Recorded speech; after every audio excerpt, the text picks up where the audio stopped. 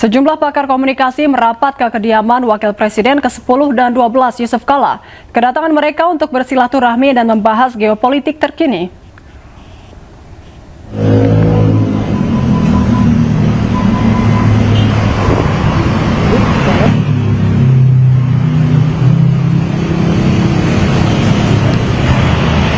Sejumlah tokoh yang merapat diantaranya Effendi Ghazali, Emrus Sihombing, Lele Aryani, hingga Mo Sidik.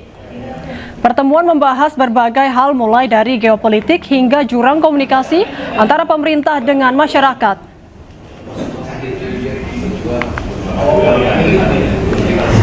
Saya kira memang struktur ini harus diperbaiki.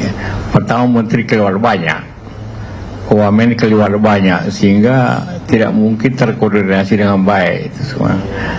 Jadi juga memang prinsipnya juga yang bisa dikomunikasikan apabila ada program memang yang memajukan masyarakat dengan baik. Kalau program itu memang tidak memberikan manfaat yang besar, tentu ada yang lebih penting. Soal daerah contohnya, soal pendidikan, soal kesehatan. Jadi harus ada fokus ke situ, dan jangan juga menteri itu kadang-kadang semua baik. Contohnya saya mengikuti pembicaraan Menteri Keuangan, wah semua baik, edaman baik, ini baik, ini baik, ini baik. Tapi di lain pihak kita punya defisit di Februari 135 triliun. Jadi bagaimana membandingkan antara semua baik, tapi defisitnya terbesar dalam sejarah per bulan, ya seperti itu. Contoh.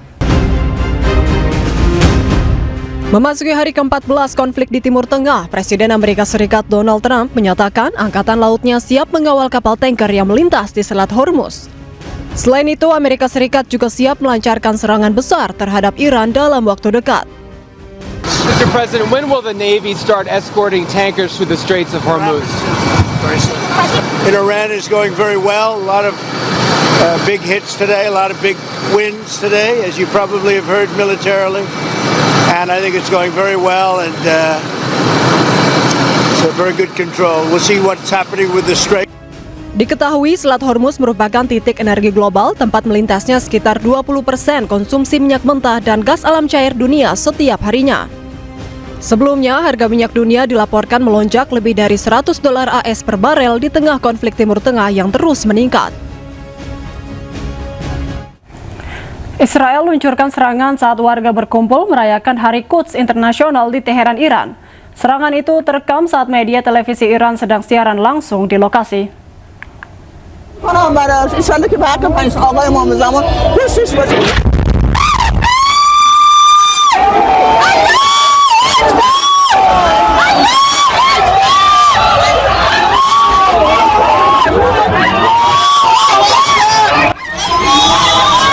Serangan udara terjadi saat warga berkumpul menggelar pawai Hari Quds Internasional di Teheran, Iran, Jumat siang waktu setempat.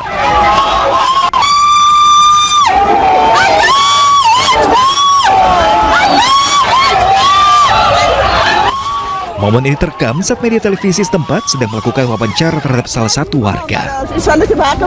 Tiba-tiba terdengar dentuman keras disertai asap tebal yang mengejutkan. Warga pun sontak berteriak sambil mengucapkan takbir.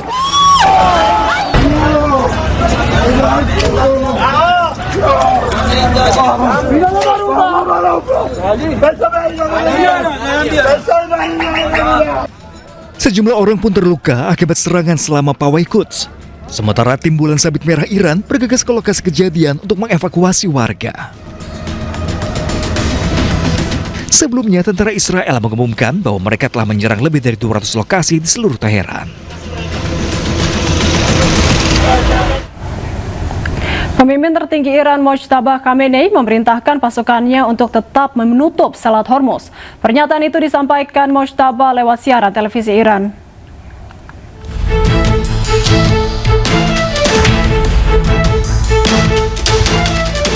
Iran akan tetap memblokir Selat Hormuz yang merupakan jalur pelayaran minyak tersibuk dunia. Hal tersebut dikatakan pemimpin tertinggi Iran yang baru, Mojtaba Khamenei, dalam sebuah siaran televisi pemerintah Iran. Namun Khamenei tidak tampil langsung. Dalam pesan publik pertamanya, Mojtaba mengatakan Iran harus memanfaatkan daya tawar agar bisa terus menutup Selat Hormuz. Karena kawasan tersebut merupakan titik di mana posisi musuh amat rentan. خواست توده‌های مردم ادامه دفاع مؤثر و پشیمان کننده است. همچنین قطعاً همچنان از اهرم مسدود کردن تنگه هرمز باید استفاده شود. در مورد گشودن جبهه‌های دیگری که دشمن در آن تجربه ناچیزی دارد و به شدت در آن آسیب پذیر خواهد بود، مطالعاتی صورت گرفته است و فعالسازی آن در صورت استمرار وضع جنگی و بنابر رعایت مصالح صورت خواهد گرفت. Mojtaba memberikan pesan publik perdananya setelah terpilih sebagai pemimpin tertinggi Iran.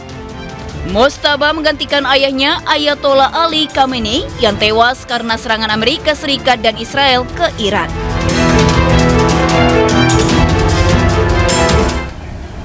Di tengah konflik wilayah Timur Tengah yang masih belum mereda, masih banyak warga negara Indonesia yang berada di sana. Dan berikut laporan dari Laini Lukman, WNI yang tinggal di Teheran, Iran terkait situasi terkini di Iran. Ya, untuk kondisi saat ini saya tidak melihat bahwa dalam keadaan mencekam karena masyarakat dan warga sendiri masih beraktivitas normal seperti biasa. Dan di malam hari saya juga melihat mereka merayakan hari malam Lailatul Qadar. Mereka masih berkumpul di luar. Untuk rudal tidak bisa dipastikan, kadang malam juga ada. Hanya saja seperti yang saya lihat sendiri bahwasannya masyarakat Iran itu tidak pernah takut seperti itu. Seperti kemarin perayaan Hari Quds di Teheran itu sangat penuh gitu, masyarakat juga turun ke lapangan, semuanya berkumpul di jalan. Saya tidak ikut karena saya mengikuti himbauan dari KBRI untuk menjauhi kerumunan. Namun kita memantau dari jauh, jadi kita melihat dari jauh aktivitas yang sedang berlangsung. Tidak, tahun ini universitas sendiri menghimbau atau menyuruh mahasiswanya untuk mengkosongkan tempat tinggal atau asrama. Tidak, seperti kita ketahui, kampus sudah diumumkan libur hingga waktu yang tidak ditentukan. Dalam artian, untuk informasi selanjutnya, kampus sendiri akan menginformasi kepada mahasiswa. Untuk klinik bayinya tidak ada, hanya harga yang tidak normal, jadi ada kenaikan harga. Sementara itu, Kementerian Luar Negeri menyebut evakuasi WNI di Iran berlanjut dalam gelombang kedua. Sebanyak 34 WNI dijadwalkan tiba di Bandara Soekarno-Hatta, Tangerang, Banten pada Jumat sore dan Sabtu. Kemudian untuk evakuasi tahap kedua tengah berproses, ini diikuti oleh 34 WNI yang juga akan diterbangkan ke tanah air 2 gelombang. Gelombang pertama insya Allah akan tiba hari ini pukul 18, 20 orang, dan besok 14 orang akan tiba di Jakarta dengan jadwal yang sama. Terkait rencana evakuasi berikutnya, Pemri via KBRI Tehran tentunya akan terus melanjutkan asesmen keamanan di Iran dan situasi para WNI yang masih berada di Iran. Sesuai dengan statement Pak Menlu tentang evakuasi bertahap, maka keperluan tentang evakuasi berikutnya akan disesuaikan dengan kondisi terakhir di lapangan dan juga melihat kesiapan dan kesediaan para WNI yang masih ada di sana. KBRI akan terus berkomunikasi secara intensif dengan para WNI yang masih berada di Iran untuk mendapatkan masukan tentang situasi mereka di lokasi masing-masing. Sebelumnya, Korps Garda Revolusi Iran menargetkan kapal tanker Amerika Serikat di perairan Irak. Serangan tersebut menewaskan 1 awak kapal.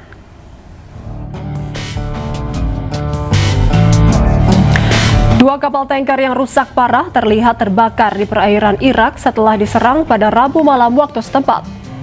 Otoritas pelabuhan Irak menyebut serangan dilakukan oleh perahu yang membawa bahan peledak. Dalam insiden ini, 1 awak kapal dilaporkan tewas, sementara 55 orang lainnya berhasil diselamatkan. Serangan ini menandai eskalasi terbaru dalam rangkaian serangan balasan Iran yang berdampak pada jalur distribusi energi di kawasan Timur Tengah.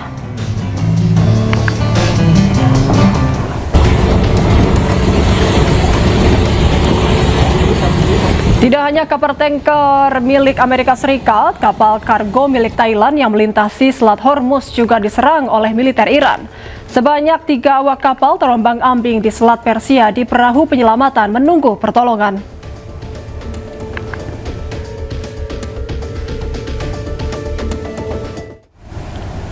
Presiden RI Prabowo Subianto memerintahkan jajarannya mengkaji sejumlah opsi penghematan guna antisipasi lonjakan harga minyak imbas membaranya perang di Timur Tengah.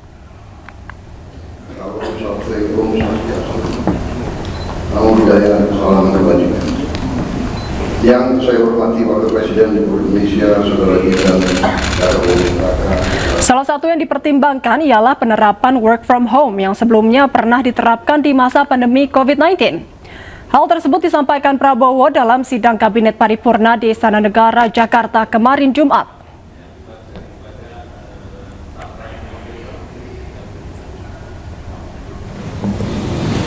Kita hadapi perkembangan yang terjadi secara global di kawasan Eropa dan Timur Tengah, dan ini tentunya memberi dampak kepada kita karena akan mempengaruhi harga BBM.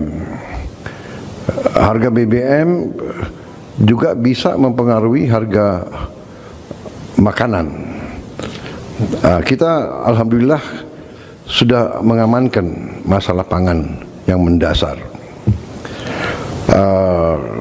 Masalah BBM kita sebenarnya sudah punya rencana-rencana, ini akan kita akselerasi, ya. Tapi tentunya kita juga sekarang harus melakukan langkah-langkah yang proaktif. Dalam arti kita harus melakukan penghematan konsumsi BBM. Ya, kita tidak bisa menganggap bahwa apapun terjadi kita aman, ya kita bersyukur kita aman, tapi kita tidak ada upaya untuk mengurangi konsumsi BBM kita. Banyak negara sudah melakukan langkah-langkah. Mungkin Seskap, ada Seskap? Oh, ada slide untuk memberitahu berapa langkah. Ini langkah Pakistan, ya. Ini hanya sebagai perbandingan. Jadi mereka menganggap ini sudah kritis, jadi dikatakan critical measures, seolah bahwa ini bagi mereka seperti kita dulu waktu COVID. Mereka melaksanakan work from home, kerja dari rumah untuk semua kantor pemerintah maupun swasta. 50% bekerja dari rumah. Kemudian hari kerja mereka potong hanya menjadi 4 hari. Ini hanya contoh, ya. Ini contoh. Maksud saya ini ada berapa hari. Saya kira kita bisa mengkaji masalah ini, ya kan. Saya kira kita juga harus mengupayakan bahwa kita melakukan penghematan. Saya percaya 2-3 tahun kita akan sangat kuat. Tapi kita harus hemat konsumsi. Sementara itu, Prabowo juga menjelaskan Pakistan telah memotong gaji anggota DPR dan menterinya di tengah memanasnya perang Timur Tengah. Bahkan Pakistan juga menghentikan kunjungan ke luar negeri demi lakukan penghematan. Mereka bahkan mengurangi gaji untuk anggota kabinet, untuk anggota DPR, dan semua penghematan gaji ini dikumpulkan untuk membantu kelompok yang paling rentan atau kelompok yang paling lemah. Mereka memotong semua ketersediaan BBM untuk semua kementerian, dan mereka mewajibkan 60% kendaraan pemerintah untuk tidak digunakan pada setiap saat. Kemudian mereka menghentikan semua belanja AC, ya, belanja kendaraan, belanja mebel dari semua lembaga pemerintahan untuk waktu yang tidak ditentukan. Mereka hentikan semua kunjungan ke luar negeri, kemudian mereka kurangi, tidak boleh menggunakan dana pemerintah untuk acara-acara pesta dan sebagainya. Kemudian semua lembaga pendidikan tinggi mereka